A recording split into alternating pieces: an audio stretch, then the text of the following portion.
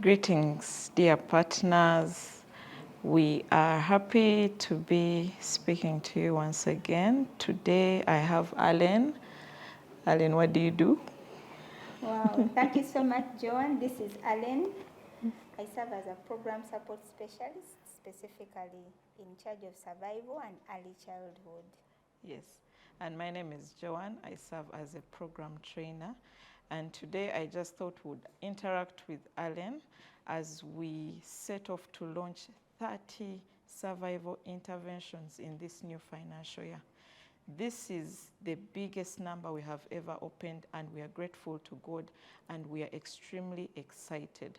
So the trainings are going to begin. We have invited the CPC member, we have invited the project director, we have invited all the CDOs to come and be part of this interaction where we learn what we are supposed to be doing, what should we expect as we start off this new beautiful gift that the Lord has given us.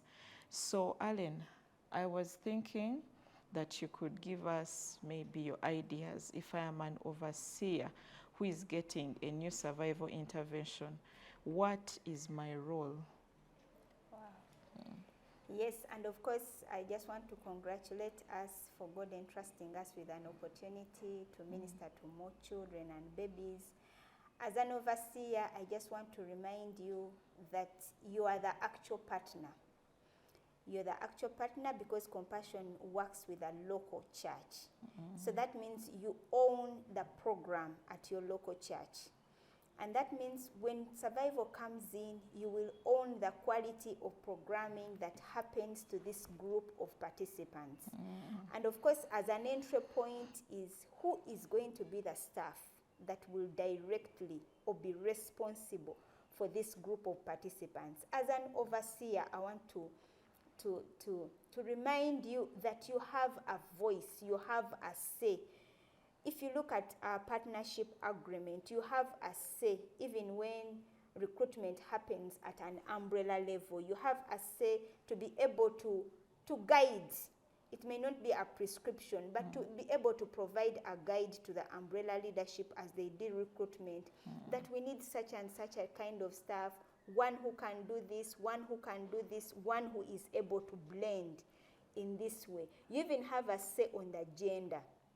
For example, if you're having all male staff and you feel that all along you're looking forward to having a balanced gender, you have a say to, you have a role, and your voice should come out clearly that if, as you're doing recruitment, would prefer a female staff because of this and this. So even right at the entry point, overseer, we are looking up to you, and we are trusting you that you'll be able to make the right decision. Then as participants come on board, I know the CPC members are so closely supporting because of the so many responsibilities, but overseer, if you can be around, please interest yourself in the selection criteria. Which kind of people are we bringing on board so that you're able to supervise the CPC very well. And then lastly, as these mothers come on board, and even just like you did for the staff to make sure that you have a say. So even when the mothers come on board, it is the responsibility of the overseer to make sure that they are able to settle in. That an onboarding session, usually we have a guide in form of a curriculum, and there are those two first curriculum lessons, lesson 1 and lesson 2. The first lesson talks about what is the role of the church in this kind of programming, and then what is the role of the family. It would be good that you as an overseer, you're the one who is involved in delivering those lessons. As you deliver the role of the church, you're able to communicate to these mothers what are the values of the church. As the church is going to do this, what are the values of the church? This is how we do things. This is what we believe in. This is what we expect you to do. As you're coming for activities, this is how we expect you to dress. It would be the role of the overseer. The same applies to the staff. The staff will undergo in this training, but this is the technical bit.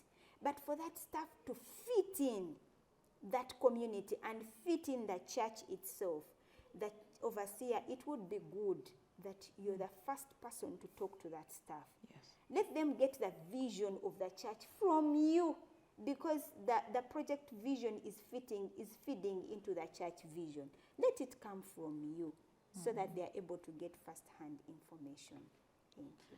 Thank you, Alan. And would like to note that our very first induction training for projects that are closer to the east is happening in the first week of October. So this would be a very good time for overseers to spend time with the home-based implementers who have been newly recruited, and to see, is this the right person or should we move things around? The right person will support the church in implementing the right program. Alan, could you talk about the role of the CPC, the Church Partnership Committee? Well, the church partner, the CPC members, we are so honored to serve with you. We understand the critical role to play. But when it comes to home-based programming, CPC members, I just want to remind us that every child that comes on program will come with funding. And the church has entrusted us as CPC members that we will make sure that the programs at the CDC run very well. And one of the key things that we monitor as a CPC is the funding. That's number one. Yes. Number two, the church is looking up to us in terms of programming. And programming starts with recruitment of the right participants on program. As a CPC member, please make sure that you're well versed with the criteria that is going to be used. Make sure that the right participants come on board. And then number three is the programming itself. The reason as to why in our induction training, like Joanne has mentioned, we've invited a CPC member, it is because we want CPC members to have first-hand information. The church expects you to ensure quality programming, and therefore you should know what is quality programming. So that one member who will participate in the induction training is not the only one. But please interest yourself when that member comes back so that you're able to know the expectation in terms of the entire programming. And of course, we are looking at you to make sure that the right programming happens, because you're directly supervising the staff to make sure that they do the right thing. Thank you. And I've always loved the way the church is structured. Survival intervention is one of those unique programs where compassion doesn't have a hand in who comes in. The selection is totally left to the church, and this is my encouragement to the CPC to be directly involved as participants of the survival intervention are being selected. Thank you so much, Alan. But now I would like us to talk about the technical personnel. Many times personnel in FCPs that have survival may be tempted to treat survival like its own project, and most of the work is left for the home-based implementer. What do I as a project director what role do I have to play in this? Wow, of course now that is our chief accountability partner. Yes. That is the Chief Accountability Officer, that all accountabilities in terms of finances, in terms of programming, in terms of participants, in terms of child protection and safeguarding, is the PD is the custodian. So here we are now with a survival intervention or participants under home-based programming. Of course, the PD, you're still the supervisor. Just like you're supervising SDR, and you're responsible to make sure that all SDR issues are well handled and programming is going on very well. Just like you're monitoring health programming through the CDO Health, the same applies to the CDO home-based programming. That means you should know what actually should be happening. And of course, Joanne has just mentioned structure. Some of us, it is the PD who actually appraises the staff. Yes. That means PD, you should know what is the home-based implementer expected to do so that you're able to appraise them very well. But your other most critical role that is still lacking is to support the seamlessness of the program. until when the PD owns the seamlessness of the program, Yes. it can fail at the other levels. Yeah. It is the role of the PD to make sure that the other staff are able to do their critical roles in home-based programming. And still the home-based implementer is able to understand and play a critical role in these other departments. So seamlessness will come, it's the PD who is the custodian of seamlessness. If the PD you're able to own this as one program, even when it comes to budgeting issues, even when it comes to leave, who takes leave, who stands in for who, as this one goes for leave, who supports which activity, it will be very easy. So PD, please own the seamlessness. And number two, know that you're the supervisor. This is not another project. It is just another staff added on to you with responsibility that you should know so that you hold them accountable. Yes.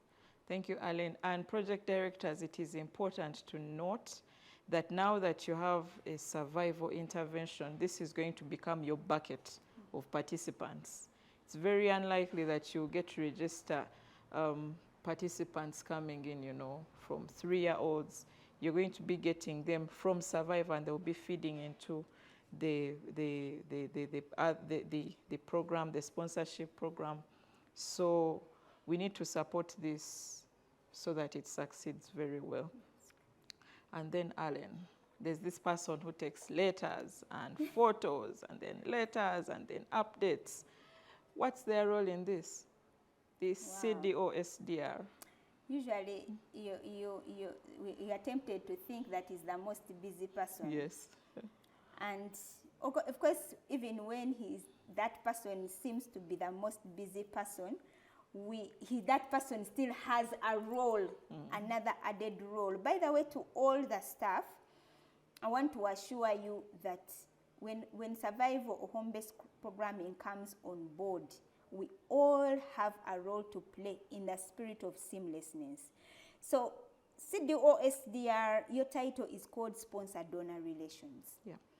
And all the funds that we get to run all the different activities at the project, they are either coming from an individual sponsor or they are coming from a donor. So that means under home-based programming, SDR, you need to know, is survival going to be funded by a donor or is going to be funded by a sponsor? So any issues related to that sponsor or that donor is entirely the responsibility of the CDO SDR. So we'll hold you accountable. As we'll continue learning, we are going to learn whether survival is a donor funded or it's a sponsorship, or it comes through sponsorship funding. But anything related to that is entirely your docket. And any qualities, any quality measures that comes in, any timelines, just like you follow up on the letters, in case there are any letters that will come on board, etc., etc., it is entirely the responsibility of the SDR. Thank you, Allen. I'm really learning a lot. And then there's this person, CDO Health. Yes, the project doctors. Yes. Yes, CDO Health, again, you're in charge of health programming. Your job description is saying that you're in charge of health programming. Yes. And now the only difference that is coming on board is that you've been having children 3 to 22, health programming.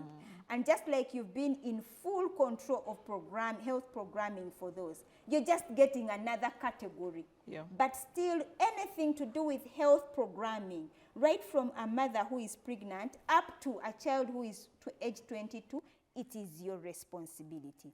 Are they screened? Are they immunized? Are they dewormed? Any first aid? Other mothers going for antenatal? Medical bills? Are there any who are in need of Code 60 support? HVCs?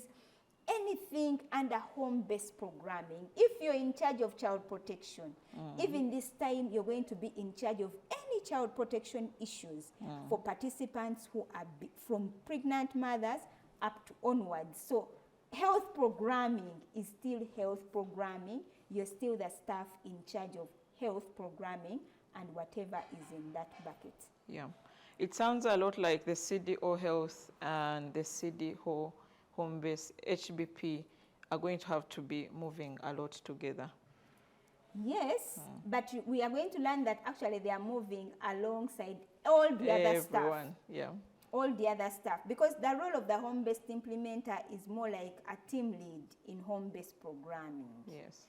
So for them, their critical role is to make sure that all the other components run very well. For example, if it's health programming, as a CDO health, as a CDO HBP, I can alert the CDO health that we have a child, a mother who is complaining with this, and Yeah. the CDO health will handle it.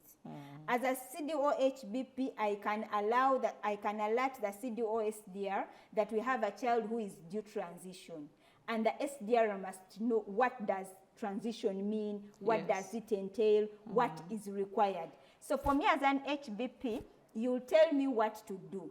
Call that mother, call the mother with a child. The child should not wear white. The mother should be decent. The mother should come like this. And then for me, the SDR, I'll take the photo. Yes.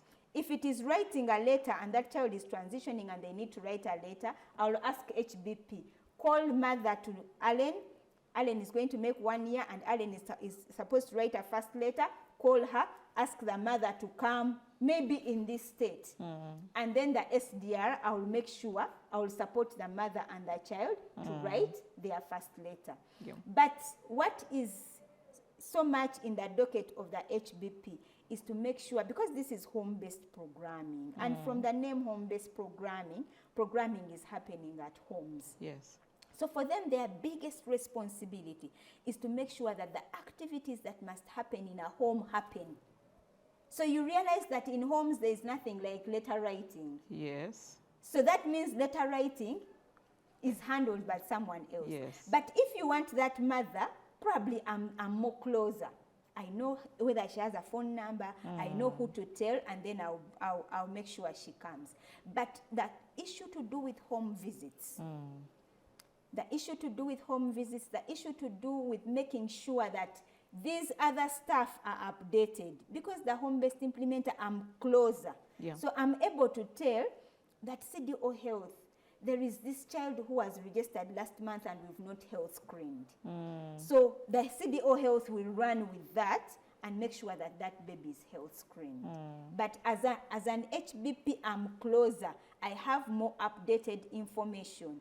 If it is a child who requires HVC support, and maybe I need to get to PD, then I should be able to alert PD and say, during our home visits last month, we identified this baby, and this baby is in great need of HVC support. PD, what can we do? And then PD can contact CPC members, and they, as a team, they advocate for that baby. But friends, like I've said, I talked about seamlessness.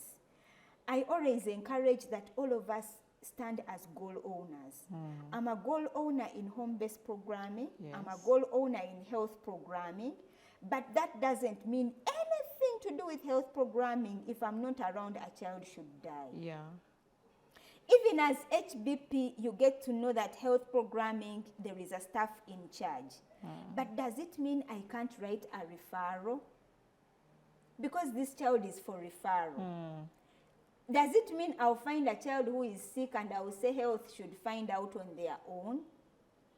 So, in the spirit of seamlessness, all of us are goal owners in the different aspects. But I want to get back to our PD. That PD, please make sure there is seamlessness. Today I'm off and there is a mother who is coming and they need a referral. That shouldn't wait for me, although I'm a goal owner. When I come back, I should follow up and say, how was that mother? Where did you refer? How is she now? And of course, I may not have that information because I wasn't around yesterday. The HBP can help me contact. Alan, can you help me find out how is Mama Joanne? When she went to the hospital, what did doctors say? So that seamlessness, Yes. we are ministering to that one child, all of us. Yes. And that is how I define seamlessness. That SDR, the child that wants to write a letter, health should make sure they are well. Their health is well. HBP should make sure that that mother participates so that they are not exited. And then finally, PD will lead us in coming up with a budget to come up with clear activities to minister to that child. It is that one child. Yes. Thank you so much, Allen. Friends, clearly this is going to be teamwork, a team effort. So as we prepare to come and learn, let us come with the right attitude, understanding that survival is not entirely the responsibility of the HBP, but as someone who is employed, as someone who is ministering at that church, I should perform my role. Thank you so much. God bless you.